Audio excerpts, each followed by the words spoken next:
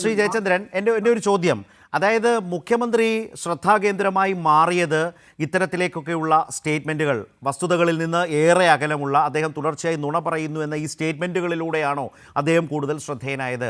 ഭരണപരമായ മികച്ച തുടക്കം എന്നതിനപ്പുറം അങ്ങനെ വരുമ്പോൾ മറ്റു മന്ത്രിമാരുടെ പെർഫോമൻസും ഈ 100 ദിവസം എങ്ങനെയുണ്ടായിരുന്നു? പൊതുവിൽ ജനറലായി താങ്കൾ എങ്ങനെ അസസ് ചെയ്യും? അതിൽ തന്നെ ഇപ്പോൾ ഞാൻ നേരത്തെ പറഞ്ഞതിൽ ഒരു പേര് കൂടി പ്രത്യേകം സ്മരിക്കേണ്ടതാണ്, ഫിഷറീസ് മന്ത്രി ഗഫൂറിൻ്റെ കാര്യം. മന്ത്രി ആരാണ് എന്ന് തീരവാസികൾ ചോദിക്കുന്ന നിലയെത്തി.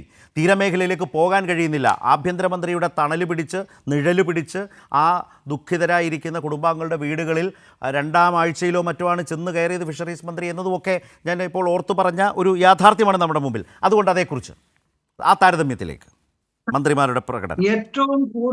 ഏറ്റവും കൂടുതൽ ജനങ്ങൾ ബന്ധപ്പെടുന്ന സർക്കാർ വകുപ്പ് എന്ന് പറയുന്നത് PWD, കൃഷി, ഫിഷറീസ് തുടങ്ങിയ ഡിപ്പാർട്ട്മെന്റുകളാണ് ജനങ്ങൾക്ക് ഏറ്റവും കൂടുതൽ നിത്യബന്ധം ഉണ്ടാകുന്ന വകുപ്പുകൾ. ഇവിടെയൊക്കെ എന്ത് പെർഫോമൻസ് ആണ് നടത്തിയിട്ടുള്ളത്?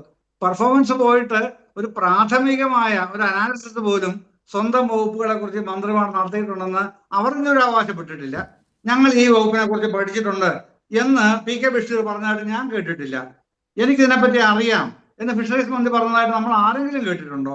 കൃഷിമന്ത്രി കേരളത്തിലെ കാർഷിക മേഖലയെ കുറിച്ച് ഞാൻ ഇതിനകം തന്നെ എന്നെ കൊണ്ട് കഴിയാവുന്നത്ര വിവരങ്ങൾ ശേഖരിക്കാൻ ശ്രമിച്ചിട്ടുണ്ട് എന്നൊരു വാക്ക് സിദ്ദിഖ് പറയുന്നത് നമ്മൾ ആരെങ്കിലും കേട്ടിട്ടുണ്ടോ?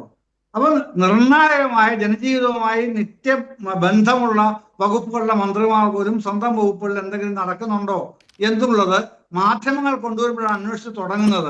അതിന് ഏറ്റവും വലിയ ഉദാഹരണം ഇവര് 3 പേരല്ല, നിശ്ചയമായും ആരോഗ്യമന്ത്രി തന്നെയാണ്. അദ്ദേഹത്തിന്റെ എന്തൊക്കെയാണ് അദ്ദേഹത്തിന്റെ വായിൽ നിന്ന് വരുന്നതെന്ന് ആർക്കെങ്കിലും പറയാൻ പറ്റുമോ? അപ്പൊ സംഭവിക്കുന്നത് എന്താണ്? കൂട്ടുത്തരവാദിത്വം എന്ന് പറയുന്ന ഒരു നടപടിയെ ഇല്ലാത്ത മന്ത്രിസഭയായി ഈ 100 ദിവസം കൊണ്ട് ഇതിനെ മാറ്റിയത് നമ്മളാരുമല്ല. ജനങ്ങളുടെ മുമ്പിലേക്ക് ഇവർ പ്രത്യക്ഷപ്പെടുന്നത് തങ്ങൾക്ക് കൂട്ടുത്തരവാദിത്വം ഇല്ലെന്ന് മാത്രമല്ല, തങ്ങളുടെ വകുപ്പുകളിൽ നിന്ന് നടക്കുന്നു എന്നുപോലും അറിയാൻ വയ്യാത്ത അവസ്ഥയിൽ നിൽക്കുന്ന ആൾക്കാരാണ് ഇവർ എന്നിവർ സ്വയം ബോധ്യപ്പെടുത്തുകയാണ് ചെയ്യുന്നത്. അതിന് ആരെയാണ് കുറ്റം പറയുക? പ്രതിപക്ഷത്തിനെ കുറ്റം പറഞ്ഞിട്ട് വല്ല കാര്യമുണ്ടോ? പ്രിയപ്പെട്ട N. ശ്രീകുമാർ, ഒരു കാര്യമില്ലല്ലോ. നമ്മളിത് അറിയുന്നതാണ്, താങ്കളും അറിയുന്ന ആള് തന്നെ ഇത്തരം കാര്യങ്ങളൊക്കെ. ഇത് ഏകോപനം നടത്തുന്നതിന് പകരം ചോദിക്കുമ്പോഴൊക്കെ മന്ത്രിമാർ നേരിട്ട് പരസ്യമായി പറഞ്ഞില്ലെങ്കിലും അവർ ഇൻ പേഴ്സൺ നമ്മൾ ചോദിച്ചാൽ പറയുന്നത് എല്ലായിടത്തും മുഖ്യമന്ത്രിയുടെ ഇടപെടലല്ലേ, എന്ത് ചെയ്യാൻ പറ്റും? അങ്ങയുടെ പ്രധാനപ്പെട്ട വകുപ്പുകൾ ഇരിക്കുന്നത്. അപ്പൊ ഏതായി പ്രധാനപ്പെട്ട വകുപ്പ്? മറ്റൊന്നുമല്ല, ധനകാര്യ വകുപ്പിന്റെ അനുമതി ഇല്ലാതെ ഒരു കാര്യവും നടക്കില്ലല്ലോ. അപ്പൊ മുഖ്യമന്ത്രി ഓരോ വകുപ്പിലും എന്താഗ്രഹിക്കുന്നോ അത് ഇടപെടാനുള്ള എല്ലാ സോഴ്സും അദ്ദേഹം ധനകാര്യ വകുപ്പിലൂടെയാണ് ഇൻഫിൽട്രേറ്റ് ചെയ്യുന്നത് ഓരോ വകുപ്പിലും. അതാണ് അതിന്റെ കാര്യം. അങ്ങനെ ഇൻഫിൽട്രേഷൻ നടക്കുന്ന ഭരണം എന്ന് പറയുമ്പോൾ ആ ഭരണത്തെ സംബന്ധിച്ച് എന്തെങ്കിലും ഒരു നിലപാട് സ്വീകരിക്കേണ്ടത് ആരാണ്?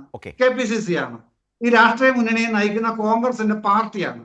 ആ രാഷ്ട്രീയ മുന്നണിയെ നയിക്കുന്ന പാർട്ടിയായ കോൺഗ്രസിന്റെ KPCCക്ക് ഒരു പ്രസിഡന്റ് ഉണ്ടോ എന്ന് അദ്ദേഹത്തിന് പോലും അറിഞ്ഞൂടാ. അദ്ദേഹം തന്നെ പറയുന്നത് എനിക്ക് ഭയങ്കര ജോലി തിരക്കാണ്.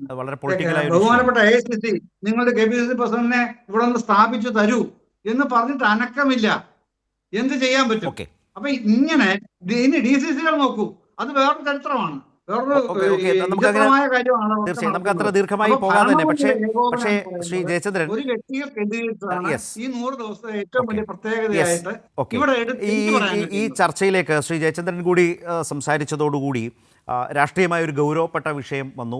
100 ദിവസമായിട്ടും ഈ ഭരണത്തെ പൊളിറ്റിക്കലായി നയിക്കാൻ, ആ മുന്നണിയെ നയിക്കുന്ന കോൺഗ്രസിന് ഒരു KPCC പ്രസിഡന്റിനെ പോലും മുന്നോട്ട് കൊണ്ടുപോകാൻ കഴിഞ്ഞിട്ടില്ല. DCC പുനഃസംഘടനകൾ മറ്റൊരു തരത്തിൽ നിൽക്കുന്നു.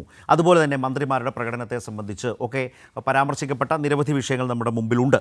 ഞാൻ അതിനിടയിൽ നേരത്തെ നെൽകർഷകർക്ക് പണം കൊടുത്തു എന്ന് മുഖ്യമന്ത്രി പറയുന്നു, പണം കിട്ടിയിട്ടില്ല എന്ന് കർഷകർ പറയുന്നതും ഈ ഉത്രാട നാളിൽ നമ്മൾ കണ്ടു. ആ വീഡിയോ കണ്ടല്ലോ.